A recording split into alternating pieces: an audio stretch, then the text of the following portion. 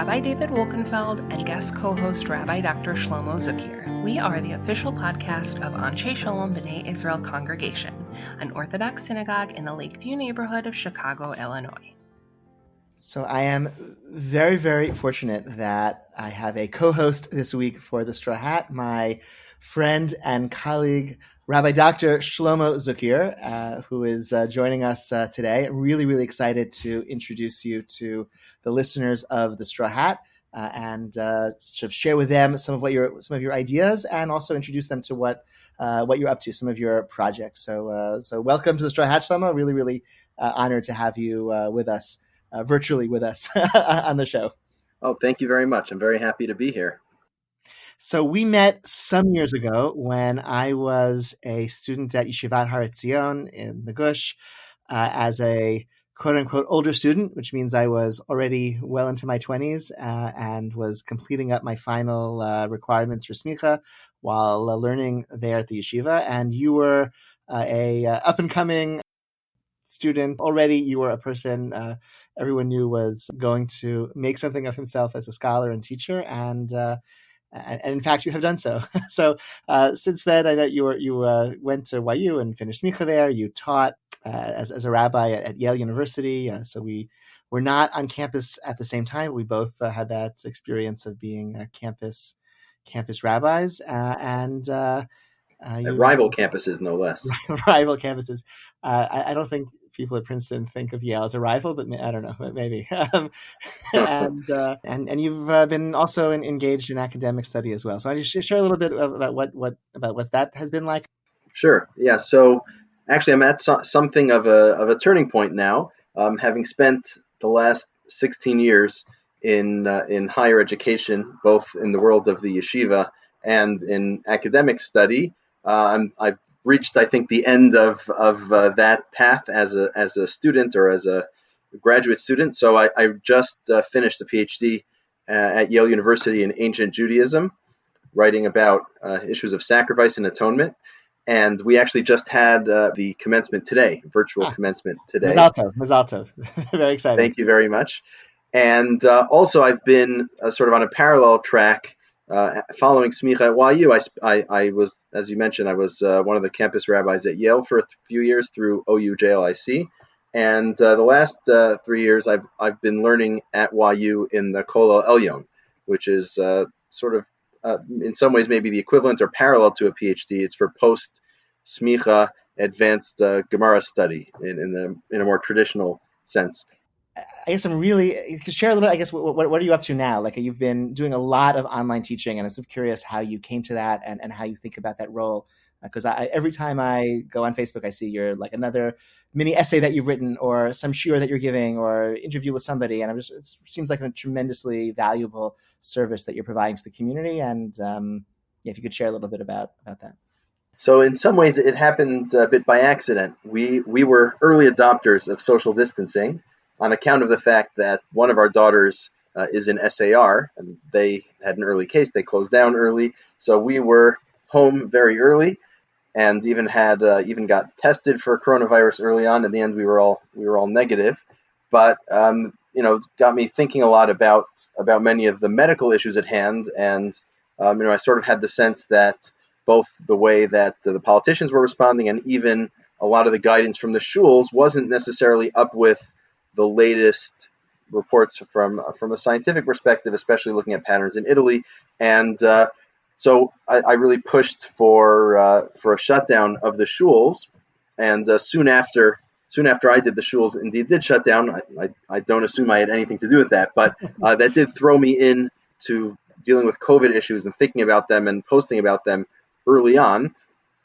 And at some point, maybe relatively early, there was just so much material that was coming out, different psakim, different halachic decisions, different policy issues, different theological issues that were coming up, and really, of a fascinating nature. And I sort of took it upon myself to translate some of these issues, write about them, try to bring some clarity to a broader audience regarding a lot of these questions. So both through Facebook posting and then more recently through some shiurim, through Drisha and elsewhere, I've been trying to do a little bit, some deeper analysis out of the various things that are going on.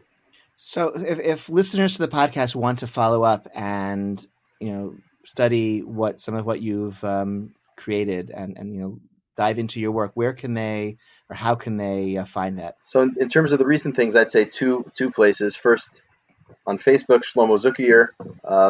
If they're from your shul, I'll know where they came from.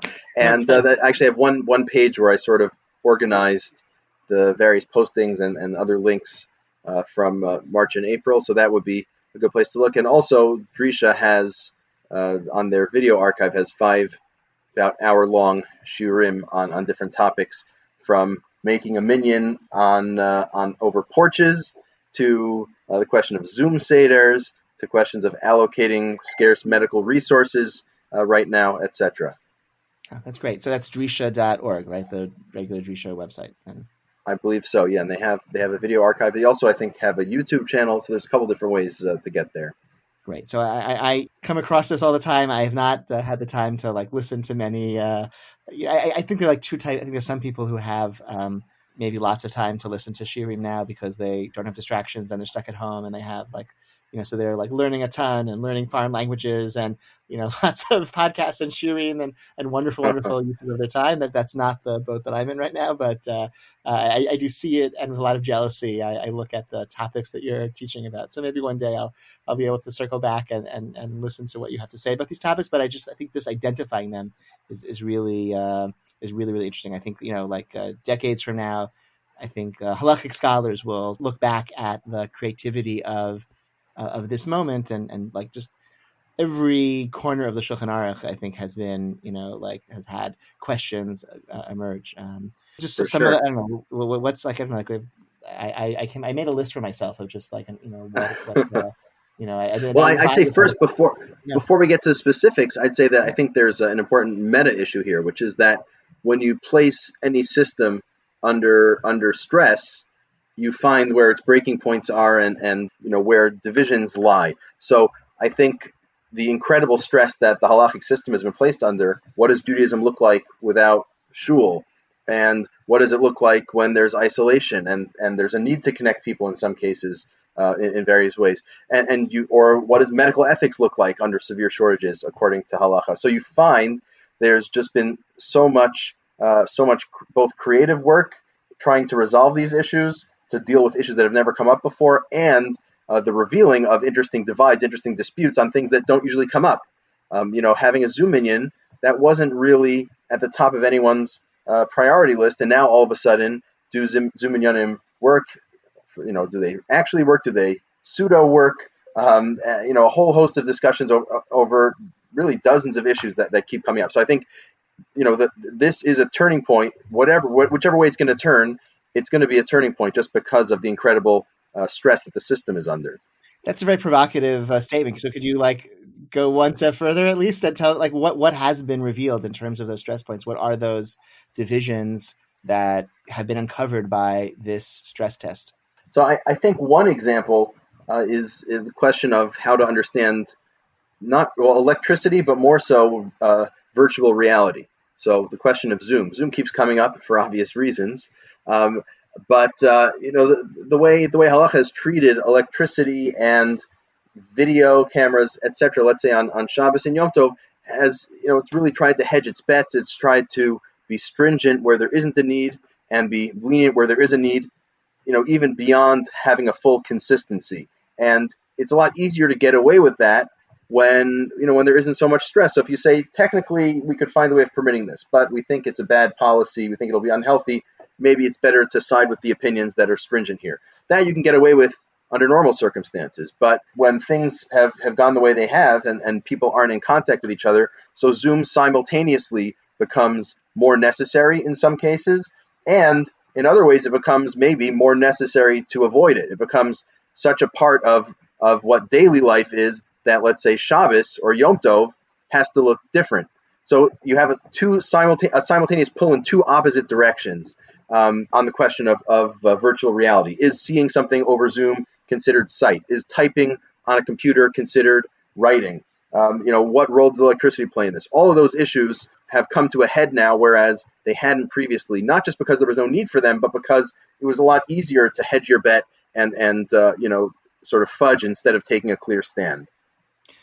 That's really interesting. So even a decade from now, when, please God, this illness is no longer a factor in people's lives, electricity will still exist, and online communication devices will still exist. Zoom will still exist, presumably 10 years from now, and the halachic research that was undertaken, or the push to come up with halachic solutions today will then play a role in, I guess, in how we navigate those future realities. What do you say to people? At the very beginning of this strange COVID era, there were people who expressed a lot of frustration that there was so much halachic creativity solving these problems, when what about all the problems of agunot and all the other vexing issues of halacha and modernity that we still haven't solved after decade, and why within weeks of shuls being shuttered, all of a sudden every rabbi has a creative solution to solving those problems. Do you have a response to that frustration? Do you think it's appropriately expressed, or is it? Well, I don't think it's my place to tell people whether their frustrations are proper or not, but I'll put it this way. What one of my teachers likes to say, that there is a fair amount of flexibility within halachic decision making, but by no means is there complete flexibility. So there are some cases, there's some scenarios that it's possible to resolve, and some where there just isn't room to resolve that. And I think we see that in day-to-day life with the consistent issues like agunot.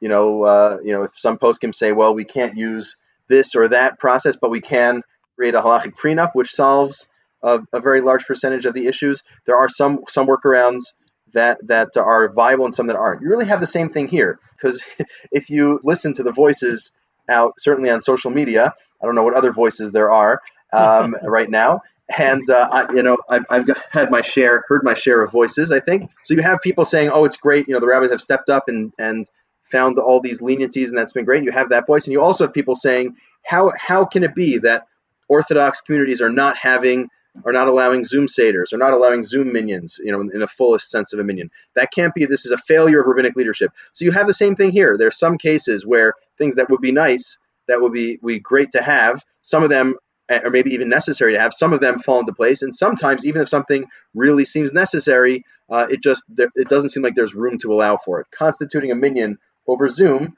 there doesn't seem like there's room at least within Orthodox halakha to allow for that. And that's why there's really been a consensus on that issue. Yeah. It's interesting.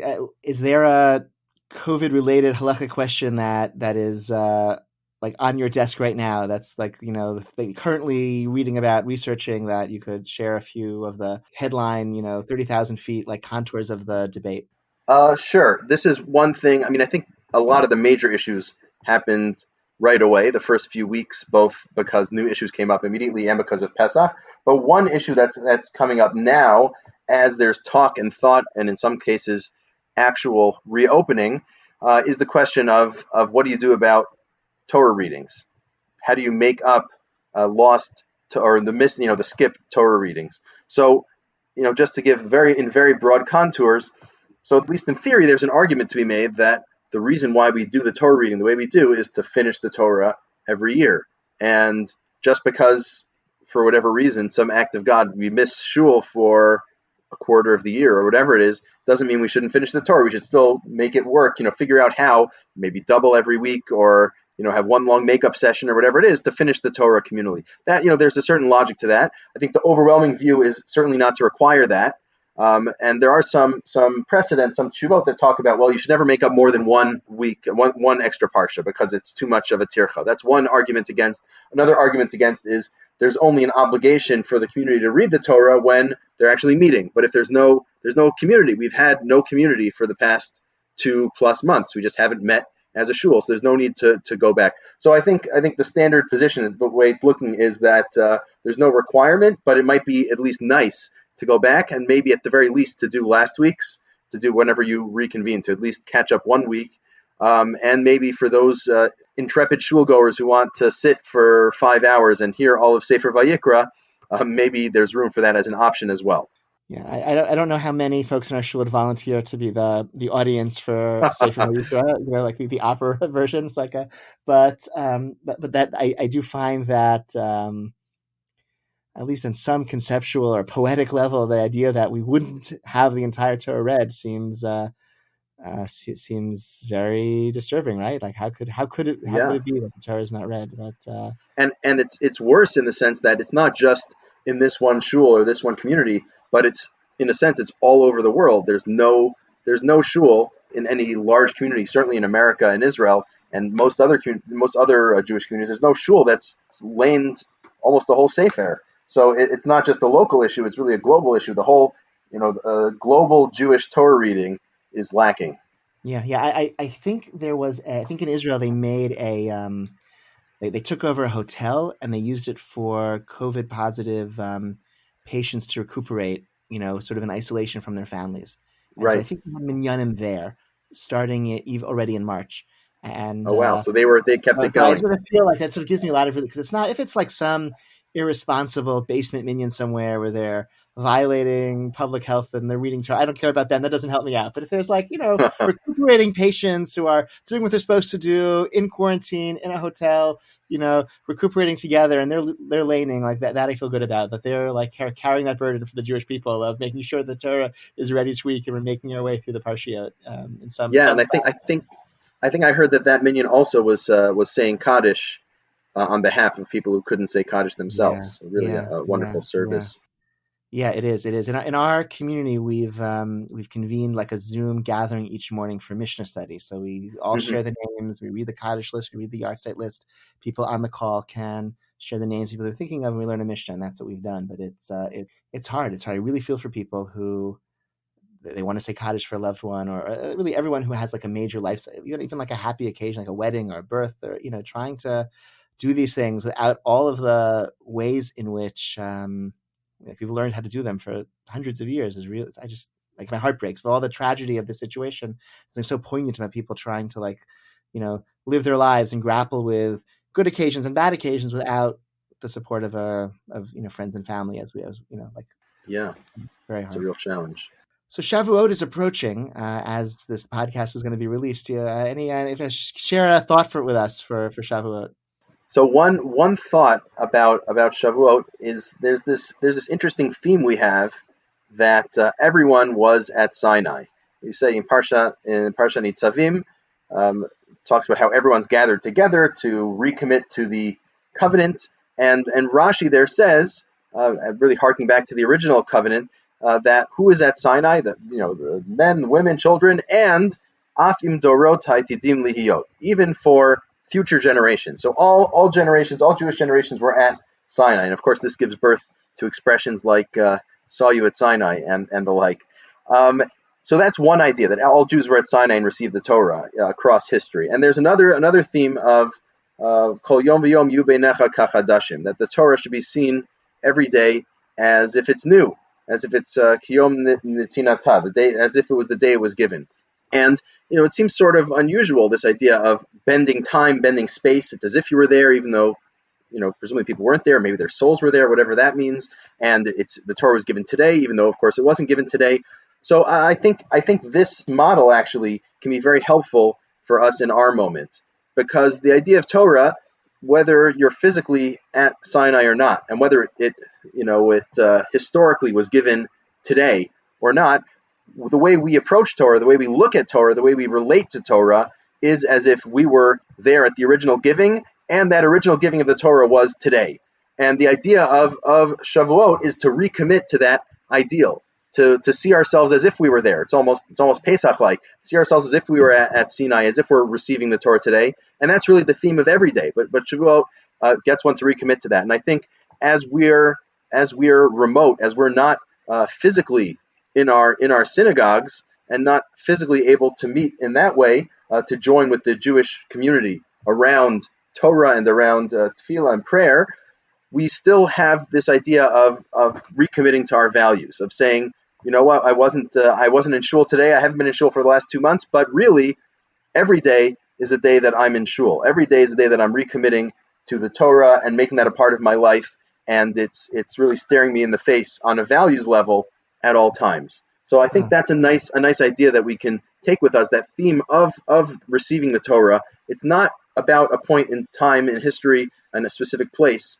That time and place expands to affect us wherever we are, as long as we're properly committed to Torah. That's really beautiful, because it means there's something like virtual about every Shavuot. Every Shavuot, there's like it's a virtual experience where as though we were at Sinai, as though we were there in this time in the past with every Jew who ever lived and ever will live, all of us together. So there's like a virtual element like baked into Shavuot. This year, maybe it's a little more virtual because we're going to be, most of us, alone in our homes, and so. But that just means it's the real fulfillment. We're not pretending that we're physically together. We're leaning into the true virtual nature of receiving the Torah. It's more Shavuot than ever this year. Wonderful. I thank you for that idea. That's really inspiring. I'm going to take that with me into Shavuot. One idea that our shul is doing for listeners with any affiliation whatsoever with Anshe Shalom, which includes wherever you live, if you listen to the podcast, we are trying to, over the course of Shavuot, have the entire Torah be read and studied, whatever language you understand and whatever fashion is appropriate for you. Just to, like, the entire Torah should be covered. So we have on the shul website, you have every parsha in the Torah divided into aliyot. You can sign up for a parsha or two, or just half a parsha, an aliyah or so, by yourself with your family. And just hope in this way that as much of the Torah as possible can be like embraced by our community and studied by our community, at least separately, if not all in the same building. But that's a really beautiful idea. I think it's a sweet idea. I hope people who listen and are involved in the shul pick it up. So that on the shul website, you can find the information for how to do that. Thank you so much for sharing your time with us and with the podcast listeners. Really, really appreciate that. And I hope we'll have other ways to collaborate and learn together with you in the future. Maybe once that becomes safe and possible, I'd love to have you visit Lakeview, meet you in person. And I hope I have a chance to maybe, conferences or trips to the East Coast, whatever things I used to do from time to time. Hope that happens again in my life and I'll have a chance to see you in person. But in the meantime, I really look forward to engaging with you and learning from you online. And I'm really glad that I got to introduce our listeners to really the wonderful ideas that you bring to the table. So thank you so much. Oh, thank you very much. This was a real pleasure. Thank you so much for listening to this episode of The Straw Hats. This is Straw Hat producer Haley Leventhal. We're doing our best to keep the podcast going remotely, so please, as always, feel free to reach out with your feedback. We'd love to hear what you think. Please feel free to subscribe, rate us, share the podcast with all your friends and family. I don't have suggestions for what to do with your negative feedback this week, because that is Rabbanit Sarna's area of expertise, and I think we all just want to keep it as positive as possible these days. So I hope you and your families are staying safe and healthy, and we hope you'll join us for our next episode in 2 weeks.